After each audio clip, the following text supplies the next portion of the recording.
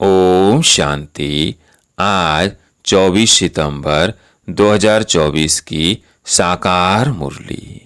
आज बाबा ने कहा, मीठे बच्चे, तुम जितना समय बाप की याद में रहेंगे उतना समय कमाई ही कमाई है। याद से ही तुम बाप के समीप आते जाएंगे। प्रश्न, जो बच्चे याद में नहीं रह सकते हैं उन्हें किस बात में लज्जा आती है? उत्तर, अपना चार्ट रखने में उन्हें लज्जा आती। समझते हैं सच लिखेंगे तो बाबा क्या कहेंगे, लेकिन बच्चों का कल्याण इसमें ही है कि सच्चा सच्चा चार्ट लिखते रहे।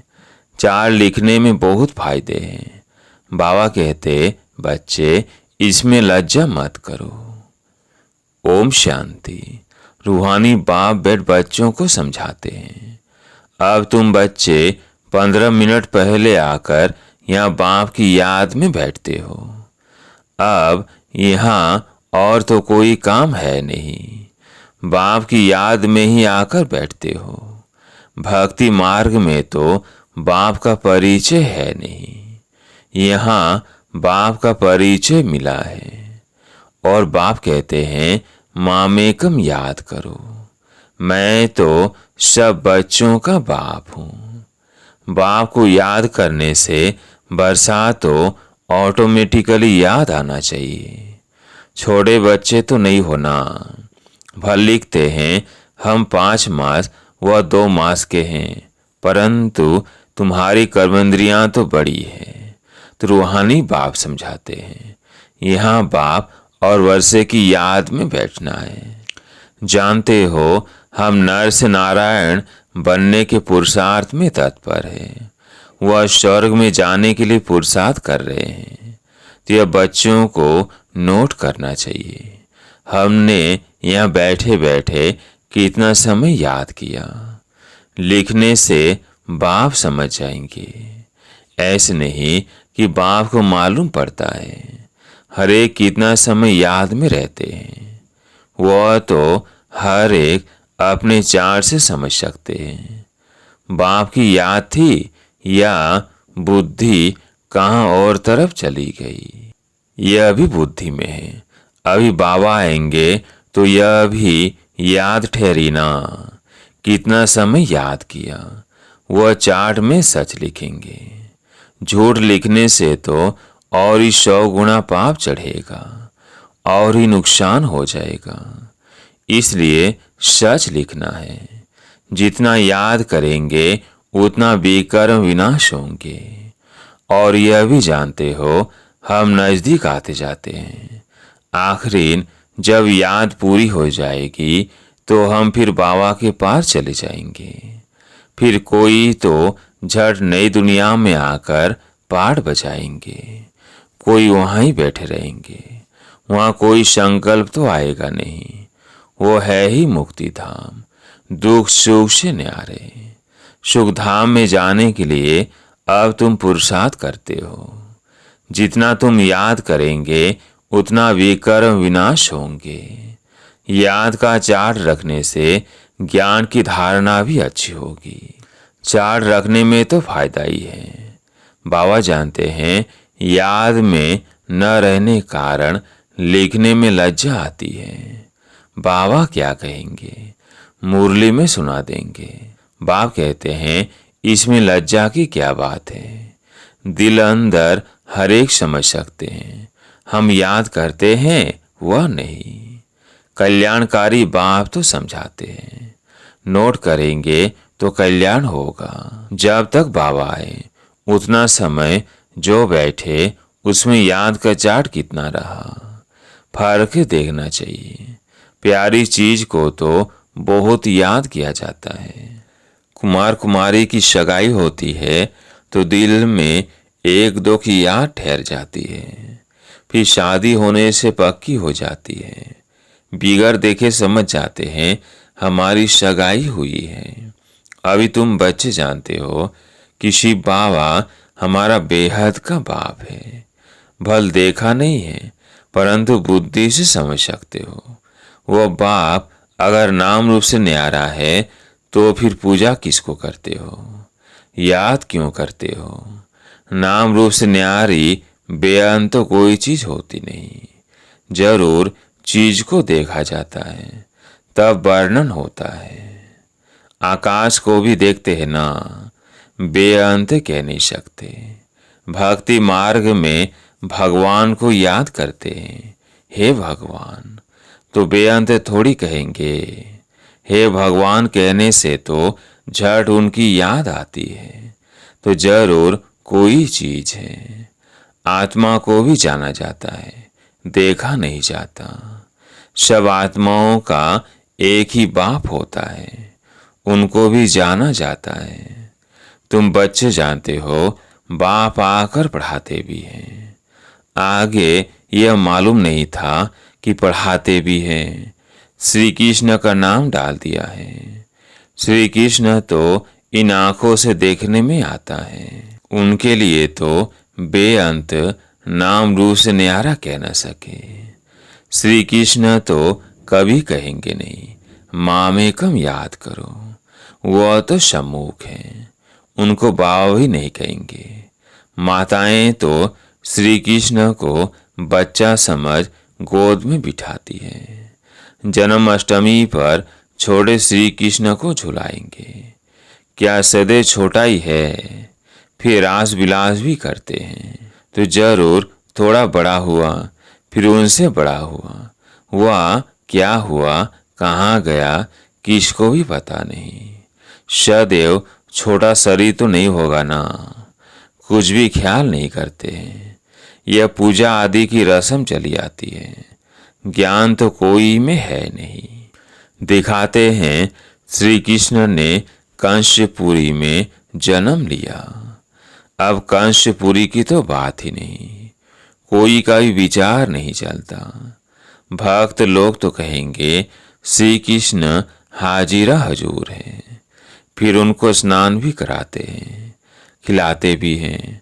अब वो खाता तो नहीं, रखते हैं मूर्ति के सामने और खुद खा लेते हैं। ये अभी भक्ति मार्ग हुआ ना। श्रीनाथ जी पर इतना भोग लगाते हैं, वह तो खाता नहीं, खुद खा जाते हैं। देवियों की पूजा में भी ऐसे करते हैं, खुद ही देवियां बनाते हैं, उनकी पूजा आदि कर फिर डुबो देते हैं। जेवरात आदि उतार कर डुबोते हैं, फिर वहां तो बहुत रहते हैं।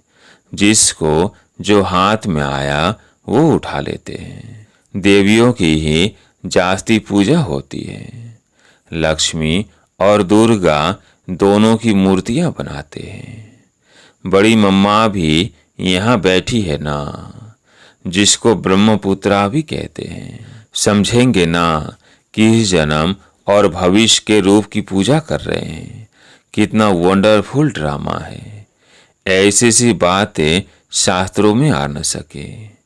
यह है प्रैक्टिकल एक्टिविटी। तुम बच्चों को अब ज्ञान है, समझते हो सबसे जास्ती चित्र बनाए हैं आत्माओं के। जब रुद्र यज्ञ रचते हैं तो लाखों शालिग्राम बनाते हैं। देवियों के कब लाखों चित्र नहीं बनाएंगे। वह तो जितने पुजारी होंगे उतनी देवियां बनाते होंगे। वह तो एक ही टाइम पर लाख शालिग्राम बनाते हैं।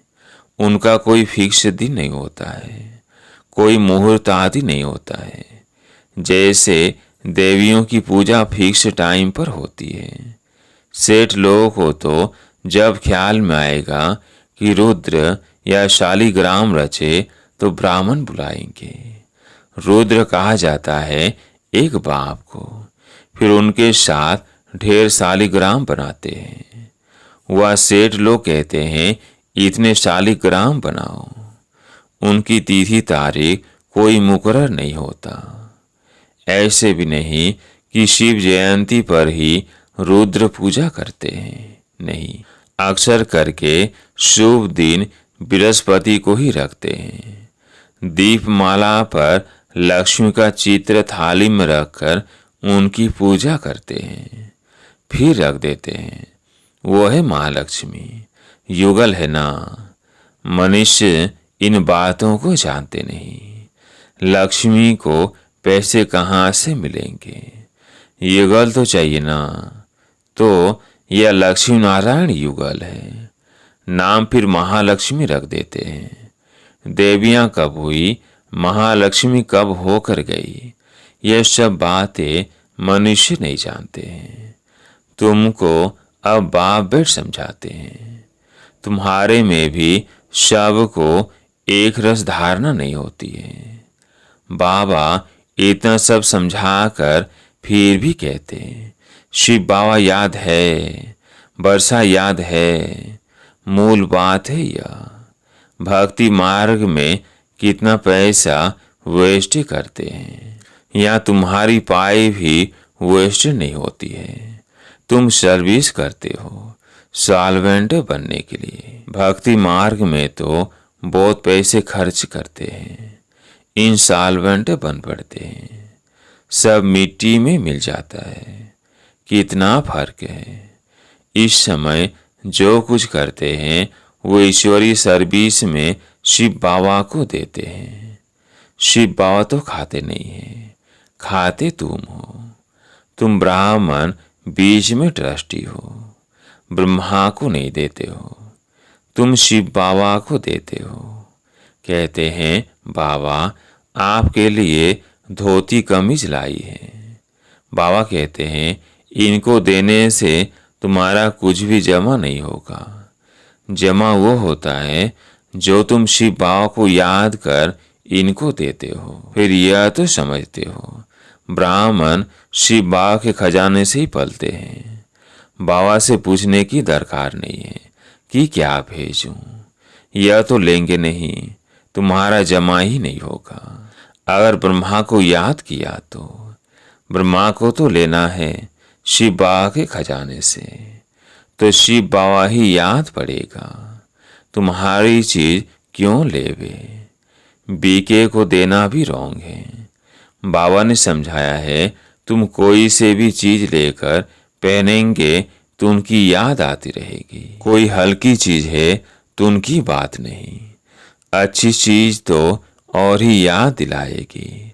फलाने ने यह दिया है, उनका कुछ जमा तो होता नहीं, तो घाटा पड़ा ना। शिव बाबा कहते हैं माँ में कम याद करो।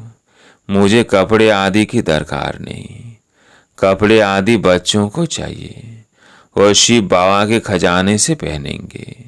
मुझे तो अपना शरीर है नहीं, यह तो शिव बाबा के खजाने से लेने के हकदार है। राजाई के भी हकदार हैं। बाप के घर में ही बच्चे खाते पीते हैं ना। तुम भी सर्विस करते, कमाई करते रहते हो। जितनी सर्विस बहुत उतनी बहुत कमाई होगी। खाएंगे पिएंगे शिव बाबा के भंडारे से, उनको नहीं देंगे तो जमा ही नहीं होगा। शिव बाबा को ही देना होता है। बाबा आपसे भविष्य 21 जन्मों के लिए पद्मापदम पति बनेंगे। पैसे तो खत्म हो जाएंगे, इसलिए समर्थ को हम दे देते हैं। बाप समर्थ है ना, 21 जन्मों के लिए वो देते हैं। इनडायरेक्ट भी ईश्वर अर्थ देते हैं ना। इनडायरेक्ट में इतना समर्थ नहीं है। अभी तो बहुत समर्थ है क्योंकि सम्मुख है। वर्ल्ड ऑल माइटी ऑथोरिटी इस समय के लिए है। ईश्वर अर्थ कुछ दान पुण्य करते हैं तो अल्पकाल के लिए कुछ मिल जाता है। या तो बाप तुमको समझाते हैं मैं सम्मुख हूँ, मैं ही देने वाला हूँ। इसने भी शिव बाबा को सब कुछ देकर सारे विश्व की बादशाही ले ली ना। यह भी जानते हो इस व्यक्त का ही अव्यक्त रूप में साक्षात्कार होता है। इनमें शिव बाबा आकर बच्चों से बात करते हैं। कभी भी यह ख्याल नहीं करना चाहिए हम मनुष्य लेवे। बोलो शिव बाबा के भंडारे में भेज दो। इनको देने से तो कुछ नहीं मिलेगा और ही घाटा पड़ जाएगा। गरीब होंगे करके 3 से 4 रुपए की कोई चीज तुमको देंगे। इनसे तो शिव बाबा के भंडारे में डालने से पदम हो जाएगा। अपने को घाटा थोड़ी डालना है। पूजा अक्सर देवियों की होती है, क्योंकि तुम देवियां ही खास निमित्त बनती हो ज्ञान देने के। भल गोप भी समझाते हैं, परंतु अक्सर करके तो माताएं ही ब्राह्मणी बन रास्ता बताती है, इसलिए देवियों का नाम जास्ती है। देवियों की बहुत पूजा होती है, यह भी तुम बच्चे समझते हो। आधा कल्प हम पूज्य थे, पहले है फूल पूज्य, फिर सेमी पूज्य, क्योंकि 2 कला कम हो जाती है। राम की डिनास्टी कहेंगे त्रेता में, वह तो लाखों वर्ष की बात कह देते हैं, तो उनका कोई हिसाब ही नहीं हो सकता। भक्ति मार्ग वालों की बुद्धि में और तुम्हारी बुद्धि में कितना रात दिन का फर्क है। तुम हो ईश्वरीय बुद्धि, वो है रावण की बुद्धि। तुम्हारी बुद्धि में है कि सारा चक्र ही 5000 वर्ष का है, जो फिरता रहता है। जो रात में है वो कहते हैं लाखों वर्ष, जो दिन में है वो कहते 5000 वर्ष। आधा कल भक्ति मार्ग में तुमने असत्य बातें सुनी है। सतयुग में ऐसी बातें होती ही नहीं, वहां तो वर्षा मिलता है। अब तुमको डायरेक्ट मत मिलती है। श्रीमद् भगवत गीता है ना, और कोई शास्त्र पर श्रीमत नाम है नहीं। हर 5000 वर्ष बाद यह पुरुषोत्तम संगम युग गीता का युग आता है। लाखों वर्ष की तो बात हो नहीं सकती है। कभी भी कोई आए तो ले जाओ संगम पर। बेहद के बाप ने रचयिता अर्थात अपना और रचना का सारा परिचय दिया है। फिर भी कहते हैं अच्छा बाप को याद करो, और कुछ धारणा नहीं कर सकते हो तो अपने को आत्मा समझ बाप को याद करो। पवित्र तो बनना ही है। बाप से वर्षा लेते हो तो दैवी गुण भी धारण करने हैं। अच्छा, मीठे मीठे सिकिल्ले बच्चों प्रति माता पिता बाप दादा का याद प्यार और गुड मॉर्निंग। रूहानी बाप की रूहानी बच्चों को नमस्ते। हम रूहानी बच्चों की रूहानी बाप दादा को याद प्यार गुड मॉर्निंग नमस्ते नमस्ते। धारणा के लिए मुख्य सार। पहला पॉइंट है 21 जन्मों के लिए पद्मों की कमाई जमा करने के लिए डायरेक्ट ईश्वरी सेवा में सब कुछ सफल करना है। ट्रस्टी बन शिव बाबा के नाम पर सेवा करनी है। दूसरा पॉइंट है याद में जितना समय बैठते उतना समय बुद्धि कहाँ कहाँ गई यह चेक करना है। अपना सच्चा सच्चा पोतामिल रखना है। नर से नारायण बनने के लिए बाप और वर्षे की याद में रहना है। आज प्यारे मीठे बाबा का वरदान। विस्मृति की दुनिया से निकल स्मृति स्वरूप हीरो पार बजाने वाले विशेष आत्मा भव। विस्मृति की दुनिया से निकल स्मृति स्वरूप हीरो पार बजाने वाले विशेष आत्मा भव। यह संगम युग स्मृति का युग है और कलियुग विस्मृति का युग है। आप सब विस्मृति की दुनिया से निकल आए। जो स्मृति स्वरूप है वही हीरो पार बजाने वाली विशेष आत्मा है। इस समय डबल हीरो हो।